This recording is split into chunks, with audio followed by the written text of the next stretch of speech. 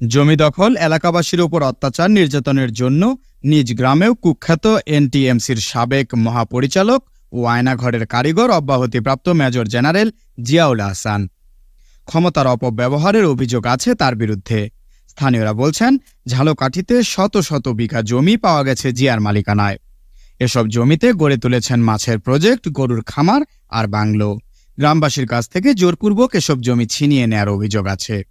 জমি না দিলে নেমে আসত অকথ্য নির্যাতন, হয়রানি। গ্রেফতারের পর মুখ খুলছেন ভুক্তভোগীরা।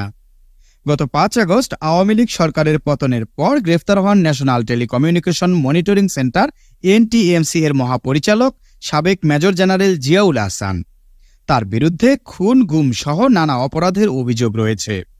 গ্রেফতারের পর একে একে সামনে আসছে জিয়ার অপরাধ। অভিযোগ উঠেছে, নামে বেনামে বিপুল জমি দখল করেছেন নিজ গ্রাম ঝালকাঠি সদরপুরের প্রতাপপুরে। জিয়া স্থানীয়দের কাছে তপু মিয়া নামেই বেশি পরিচিত। স্থানীয়রা বলছেন, গ্রামে অন্যের জমি জবরদখলে আর নামমাত্র মূল্যে লিখিয়ে নিয়ে করেছেন মাছের প্রজেক্ট, গরুর খামার, নার্সারি আর বিলাসবহুল বাংলো।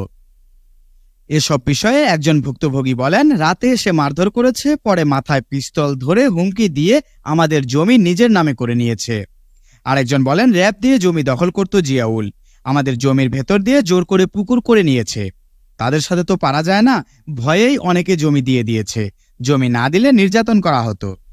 20 বিঘা অ্যাগ্রো ফার্ম সহ ইউনিয়নের বঙ্কুড়া ও কতুবকাঠি মৌজায় অন্তত 200 বিঘা জমি রয়েছে তার। এসব সম্পদ দেখাশোনা করত জিয়ার অনুগতরা। প্রজেক্টের কারণে ক্ষতিগ্রস্ত হয় আশপাশের জমির মালিকরা। এ নিয়ে প্রতিবাদ করতে গেলে গ্রামবাসীর ওপর নেমে আসে নির্যাতন। জিয়া গ্রেফতারের পর থেকে পলাতক তার সাঙ্গপাঙ্গরা।